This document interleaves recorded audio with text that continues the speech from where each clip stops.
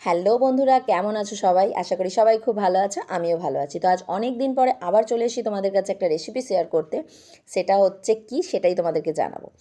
তো দেখো, শীতকাল পড়ে গেছে। শীতকালে অনেক মজাদার সবজি পাওয়া যায়। তার মধ্যে আমার কিন্তু খুব ফেভারিট হচ্ছে ফুলকপি, কড়াইশুঁটি আর গাজর।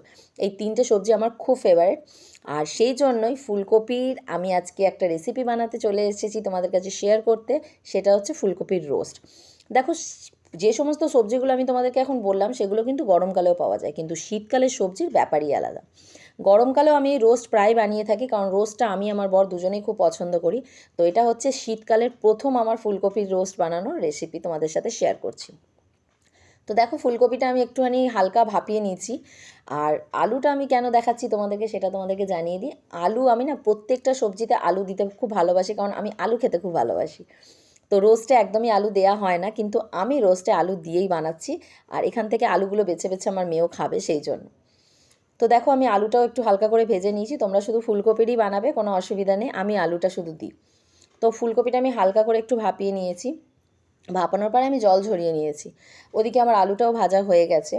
তো ফুলকপিটা পুরো ভালো করে ভাপিয়ে নিয়ে জল ঝরিয়ে আমি ঝুড়িতে রেখে দিয়েছি। আর এদিকে আমি তার জন্য একটা মশলা তৈরি করে নিচ্ছি, যেখানে আমি দিয়ে দিয়েছি 4 মগজ আর বেশ কয়েকটা 8-10খানা মতো কাজু। ফুলকপিটা আমার খুব একটা বড় সাইজ ছিল না, তো সেই জন্য 4 মগজটা আর ইয়েটাও খুব একটা বেশি দিইনি। আর এটা হচ্ছে দই। দইটাকে দেখো আমি একটুখানি ফাটিয়ে নিয়েছি।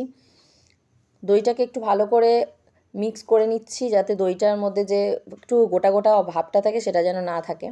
আর ওদিকে আমি যে পেস্টটা বানিয়েছি 4 মগজ আর তোমার কাজুর, সেই পেস্টটা বানিয়ে আমি রেখে দিয়েছি। তো এখানে আমি মশলা কী কী দিয়েছি সেটাও তোমাদেরকে দেখিয়ে দিচ্ছি।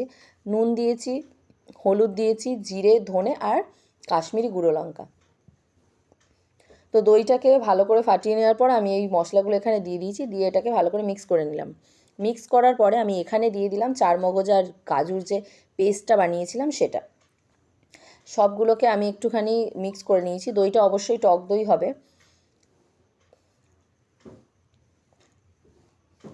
আমার মেয়েও চলে এসছে দেখো, দেখার জন্য যে আমি কি করছি। ও বলছে মাম্মা আমি একটু বানাবো। তো যাই হোক, আমি কড়াতে একটু হালকা তেল দিয়ে দিয়েছি। অল্প করে তেল দিয়ে আমি ফুলকপিগুলোকে আগে ভেজে নিচ্ছি। ফুলকপিগুলো খুব লাল করে ভাজার দরকার নেই। তো দেখো, ফুলকপিগুলো হালকা ভেজে নিয়ে আমি ওই মশলাগুলোর মধ্যে, যেটা বানিয়ে রেখেছিলাম আমি পেস্টটা, সেটার মধ্যে আমি দিয়ে দিয়েছি। দিয়ে ওটাকে একটুখানি ভালো করে মাখিয়ে ম্যারিনেট করে রেখে দিচ্ছি। আর আমি এটাতে যেহেতু আমি আলু দেবো, সেই জন্য আমি আলুটা যেটা ভেজে রেখেছিলাম সেটাও আমি দিয়ে দিলাম। দিয়ে আমি এটাকে ভালো করে ম্যারিনেট করে রেখে দিচ্ছি। খুব বেশিক্ষণ ম্যারিনেট করে রাখার দরকার নেই, 5 মিনিট মতো রাখলেই যথেষ্ট।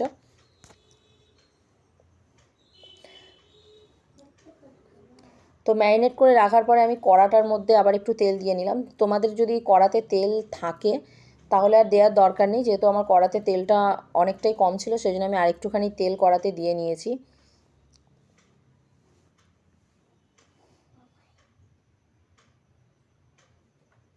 ম্যারিনেটটা খুব ভালোভাবে করে দিচ্ছি, যাতে ম্যারিনেটের সমস্ত মশলাগুলো ফুলকপি আর এবং আলুটার মধ্যে ঢুকে যায়। আমি 5 মিনিট মতো রেখে দিয়েছি ওটাকে ভালো করে মাখিয়ে, মশলাটা যাতে ভালো করে মেখে যায়। 5 মিনিট রেখে দেওয়ার পরে দেখো, আমি অল্প করে তেল দিয়েছি, তার মধ্যে দিয়ে দিয়েছি একটু আদা বাটা। আদার কাঁচা লঙ্কা আমি বেটে নিয়েছি।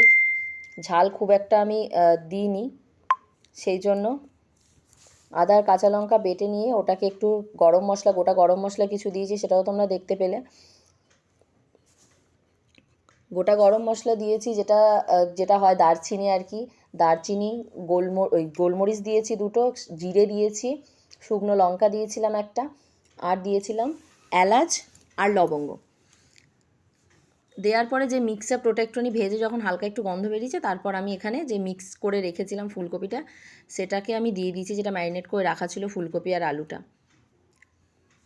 একটুখানি আদা কাঁচা লঙ্কাটা যেহেতু দিয়েছি, যতক্ষণ পর্যন্ত আদা কাঁচা লঙ্কাটা না, গন্ধটা না বেরিয়ে যায় ততক্ষণ পর্যন্ত একটু ভেজে নিয়েছি। তারপরে আমি এগুলো দিয়েছি। দেওয়ার পরে বাটিটা থেকে আমি যে বাটিটার মধ্যে ম্যারিনেট করে রাখা ছিল সেটা ধুয়ে একটু জলটাও দিয়ে নিয়েছি। দেওয়ার পরে আমি হালকা একটু কষিয়ে নিচ্ছি। যেহেতু ফুলকপিটা আমি খুব ভালোভাবে সেদ্ধ করিনি, তাই একটুখানি ফুলকপিটা যতক্ষণ সেদ্ধ হচ্ছে না ততক্ষণ আমি একটু ঢাকা দিয়ে রাখলাম। রাখার পরে দেখো, আমি ঢাকনা খুলে আমি এখানে দিয়ে দিলাম শাহি গরম মশলা।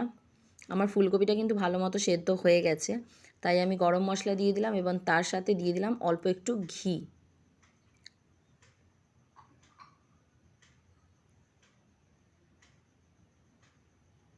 ঘিয়ের গন্ধটা আমার বর পছন্দ করে না, সেই জন্য আমি ঘি খুব একটা বেশি দিইনি, খুব অল্প দিয়েছি ঘি। দেখার পরে তোমরা দেখতে পাচ্ছ মোটামুটি আমার হয়ে গেছে গ্রেভিটা, কালারটাও বেশ সুন্দর লাগছে। তো দেখো এই হলো ফাইনাল আমার লুক ফুলকপির রোস্টে। সত্যি কথা বলতে খুব টেস্টি হয়, বর খুব ভালোবাসে, আমিও খুব ভালোবাসি। পরোটা, লুচি সব কিছু দিয়েই খুব ভালো লাগে। তো কেমন লাগলো আমার রেসিপি অবশ্যই তোমরা জানাবে। অনেক দিন পরে তোমাদের সাথে এটা শেয়ার করলাম। টাটা।